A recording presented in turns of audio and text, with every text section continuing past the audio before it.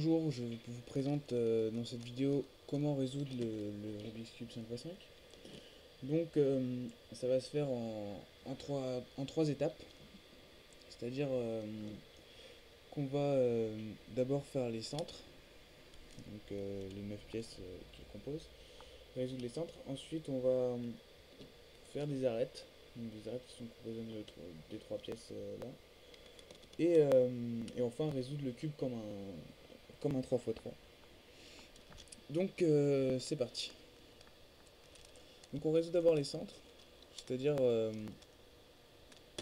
avant de commencer, faut quand même dire qu'on va résoudre donc deux centres opposés, le noir puis après le jaune.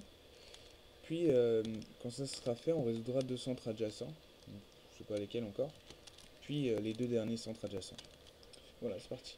Donc ici on va commencer par le noir par exemple, parce que là je vois que j'ai déjà un doublet en fait, et donc mes centres je les construis en faisant des par paire en fait. C'est-à-dire que d'abord je vais construire donc ça, et ensuite je vais étendre ça à un carré, puis un rectangle tout là, et enfin je vais insérer un triplet pour les centres. Donc c'est parti. Donc là je vois que j'ai déjà un doublet, donc je vais chercher à l'insérer, donc hop, ici, comme ça. Donc pour l'instant c'est pas ce qui est le plus dur, hein. Ensuite je recherche donc mes pièces noires. Donc ici j'ai une pièce centrale et ici une qui va avec, donc je les mets ensemble, hop, et je les place sur ma dernière couronne. Ensuite là je remarque que sur mes couronnes ici, quand je tourne le cube comme ça, je ne remarque que cette pièce noire. En effet les autres sont en dessous, donc pour ça il va falloir que je remonte ça ici. Pour cela, il faut bien faire attention que votre face noire est pas dans l'axe dans lequel on va remonter comme ça, parce que sinon ça casserait en fait notre centre. Donc on remonte notre pièce, hop, et on aligne pièce pour former donc le triplet que voici. Puis notre centre est fait. Donc là, on voit que ici c'est déjà fait, donc c'est plutôt chanceux. Donc on va faire pareil en fait, mais à une différence près, c'est que cette fois-ci, on va pas pouvoir placer directement nos doublets. Donc, par exemple, ici on voit qu'on a un doublet, et si on le place directement en fait, donc comme ça, hop, et ben là ça va casser notre centre noir. Du coup, ce qu'il faut faire en fait, c'est qu'on va fonctionner en aller-retour. C'est-à-dire que là, je vais faire aller, je décale pour libérer l'axe, puis retour. Et là, on voit que mon centre noir n'est pas cassé et que mon centre jaune, enfin j'ai agrandi en rectangle. Donc là, j'ai une pièce en trop, disons, sur mon centre jaune, donc je vais l'enlever.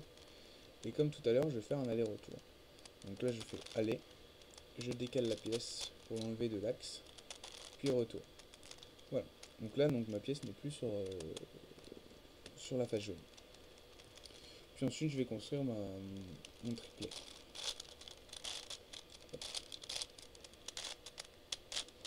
Voilà. Donc là, vous avez votre triplet. Puis vous le mettez donc avec un aller-retour.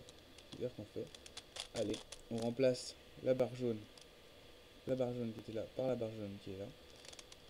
On fait un demi-tour et on la remet. On fait le retour. Ce qui fait qu'on a notre centre et notre centre noir qui est bon aussi. Ensuite, on va s'intéresser maintenant aux autres centres. Donc ici, on va s'intéresser principalement au centre rouge parce qu'il est déjà bien avancé. Et pour cela, on va faire pareil que pour les deux premiers centres. Donc on va fonctionner en faisant des paires Donc, comme ici, hop. Puis en alignant, hop. Donc là j'ai mon rectangle. Il me reste plus qu'à faire un triplet. Hop, donc je repère les pièces, je vois qu'il y en a une qui est là, et ça. Tout en faisant bien attention de ne pas désaligner mon centre rouge. Donc je fais exprès de mettre ça en bas pour ne tourner qu'avec ces deux couronnes, les deux couronnes de jeu. Puis je fais un demi-tour pour mettre la dernière pièce. Et hop. Et voilà. Et là j'ai ma face rouge. Et donc comme précédemment là on va encore faire des allers-retours pour ne pas casser notre face rouge en fait. Donc là je vais faire la face bleue. Donc là je vois que j'ai déjà une paire. Donc je remarque ici que j'ai de quoi faire un triplet. Donc je le fais. Hop, allez. Retour. Et j'ai créé mon triplet ici. Que je vais placer en faisant un aller-retour. Allez. Retour. Voilà. Donc j'ai placé mon rectangle. Que j'oriente comme d'habitude vers le bas. Voilà. Donc j'ai mon rectangle. Maintenant il me reste donc les pièces. Donc je les repère. Hop. Ici et ici. Et à partir de... Donc encore avec des allers-retours. Allez. Retour. J'ai fait ma paire. Puis... Hop. Allez, j'ai fait l'aller là. Avec le triplet. Et retour. Puis je place avec un aller-retour. Allez. Retour. Voilà. Et ma face bleue est faite. Et maintenant il reste la face les deux derniers centres, pardon. Et c'est ce qui a priori est le plus dur. Mais au final, avec un peu de logique, ça passe très bien. Donc on va d'abord essayer de placer le plus de pièces possible pour se retrouver dans un cas qu'on connaît, que je vais vous montrer par la suite. Donc voilà. Donc là, avec des allers-retours, je vais placer les différentes pièces aller-retour. Pas oublier. Hop. Toujours en aller-retour. Allez. Hop. Retour. Donc là, au bout de 2 fois, j'arrive quand même à un truc plutôt pas mal. Hop. Puis je fais aller. Retour. Puis aller. Retour. Donc là, j'arrive à un cas où j'ai plus qu'une pièce qui me dérange sur chaque face. Et donc, ici, ce cas-là, je vais vous donner tout de suite l'algorithme, ce qui n'est pas très compliqué. C'est U', R', U, R', U', R2, U. Et voilà. Et là, on a résolu nos centres. Et il y a un autre cas, qui est celui-là. On a deux pièces centrales, oui, qu'il faut échanger en fait.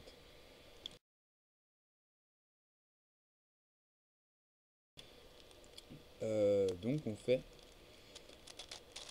U', R', U', U, pardon, R', U', R', U, R', U', R', U.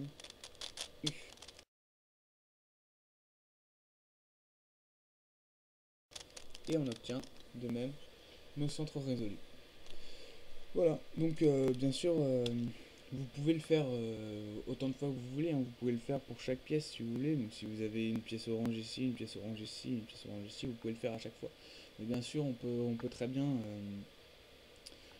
résoudre les deux derniers centres plus intuitivement jusqu'à arriver à à un des deux cas que je vous ai donné. Bon ben, si vous êtes arrivé là, déjà félicitations à vous. Et on se retrouve pour la suite, pour la pour la suite avec les arêtes. A plus.